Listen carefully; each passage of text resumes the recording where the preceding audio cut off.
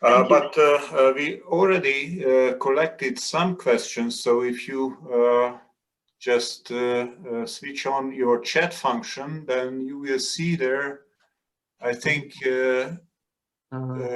few questions. Namely, I also put some, but Milica also did one. I tried to check it. Yes, a question to Goran Nikolic. What are the main factors explaining much better post-COVID-19 performance of Serbia as suggested by all current forecasts? Goran. There is unfortunately very simple answer to this question, and this is not for Serbia economy, for the structural Serbian economy. Namely, Serbia has very negative structure of the economy comparing to EU countries and generally majority of European states. Namely, share of agriculture is about 8%, and the share of related industrial activities to agriculture is also high, about 4%.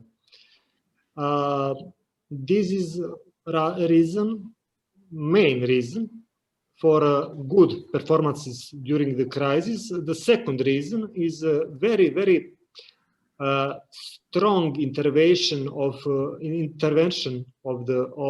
our state to support the economy, and it is probably about almost 13% of GDP. It is almost identical to the level of support by the euro areas states and the US support to economy, which is possible because of relatively small level of public debt of Serbia recently.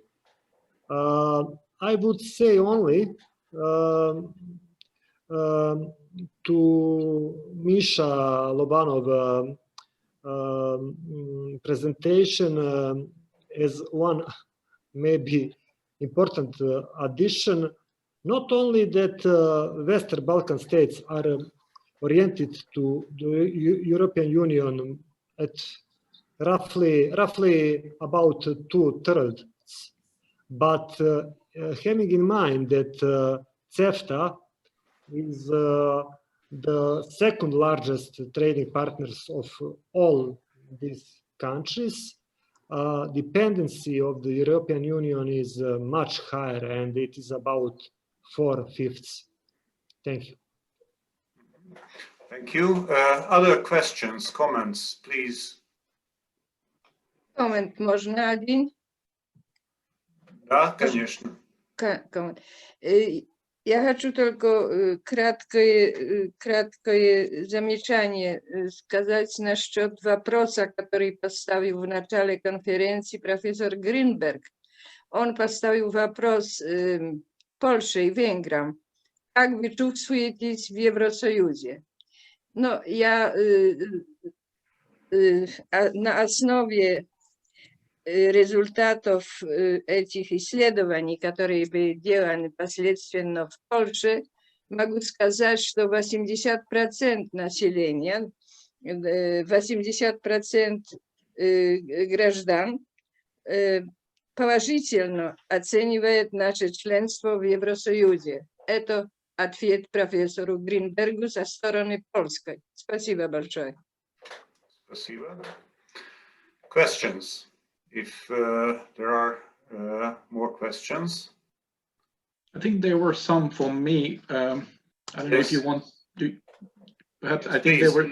Yeah, there were two. I think from what I see. One is, can the processes I spoke about impact the hard economic facts? And then there was another question on alternatives to European Union and Central European Union in Central Europe and the Balkans. And well, I mean, it really depends on how things develop. I mean, we assume that the European Union will continue, and I suppose the European Union is encouraged with the Biden win in the United States.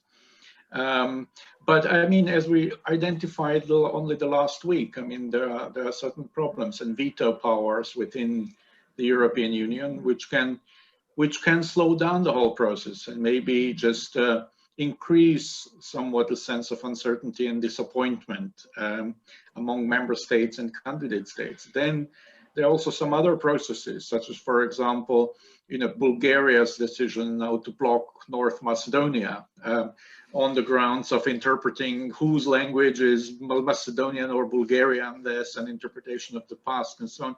Just as Greece blocked Northern Macedonia previously, and Slovenia did the same to Croatia. And I think Croatia will do the same to Bosnia and Serbia and Montenegro when this issue comes. So I would imagine that, in fact, the answer to the question whether there is an alternative to EU or not, I mean, nominally they're still talking EU, but I don't think they believe they will ever become members of the EU.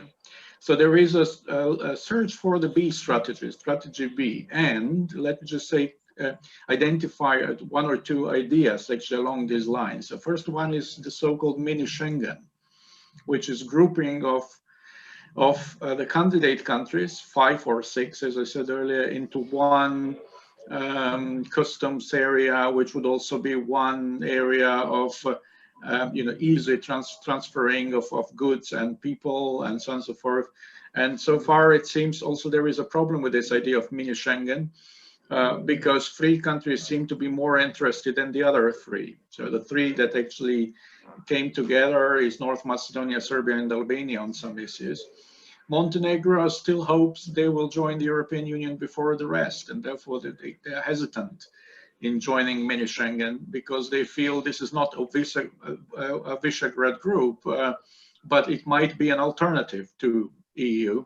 And they believe that since they are in their own eyes the front runners, that they should join the EU individually on their own.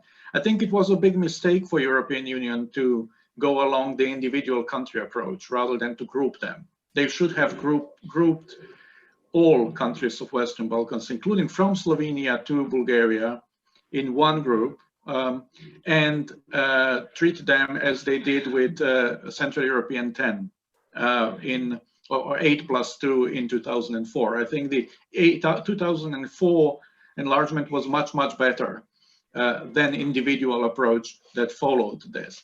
And then the other idea that comes even from within the European Union as an alternative to EU, perhaps, or a supplement to EU, is the 3 Cs initiative by Croatia and Poland, which also has economic elements and also energy and digitalization aspects. Then there is also China there. Everyone wants to do a business somehow with China, even Croatia. I mean, a month ago, the outgoing Secretary of State Pompeo visited Croatia, and he insisted actually that Croatia should not get itself very much involved with China, but he got a very cold response to that. He was practically ignored by Croatian Prime Minister. Also because he ignored Croatian priority, and this is intervention in Bosnia-Herzegovina on political issues concerning ethnic Croats. So in a way, it seems that Croatia, for example, is quite grateful to China, which is building a bridge connecting to these parts of Croatia, the south and the mainland. And also, I think there is another player there that is an alternative to EU. I mean, I don't think it will work, but I mean, people are trying to think of alternatives, and this is US. I mean, Serbia signed the economic trade with Kosovo deal with USA. And what we saw is the representative office of the International Development Financial Corporation in Belgrade. Now, how serious is this? How much the American investments in Serbia there would be? That's a different question. But I certainly think they are thinking of alternatives, and it is quite reasonable. I mean, we shouldn't blame anybody, because if the EU doesn't want to include these countries, if it hesitates for so long, they are quite right that they should think about alternatives. And also it would affect, I think the regional cooperation might affect the other countries. For example, Croatian and Montenegrin tourism are very much dependent on whether there is a good political will and whether you have tourists from Bosnia and Serbia if you don't have tourists from UK, because they can't come from UK because of pandemics and transportation problems. Okay, thank you. Yes, Goran, please. Few minutes, yes? Okay. I would say regarding mini Schengen that there is a perception in, especially in Sarajevo and Podgorica and Skopje, that it is Albanian-Serbian project to make sphere of influence over other countries with population, with Serbian and Albanian population. And second, I have done a study for Croatian Journal Economic Research, and my conclusion is that every deepening connection, economic connection in the Western Balkan region is of secondary importance to the EU integration. And there is not a lot of sense to make, in economic terms, such movement. Thank you. Thank you. Other comments, questions, please? We are by far over the scheduled time, so it doesn't matter anymore. Those who stayed and remained in place can wait a little bit more for more questions. Yes, Professor Golovnin. No, I have not got question. I just entered to help to finalize the conference, so I'll wait. Okay.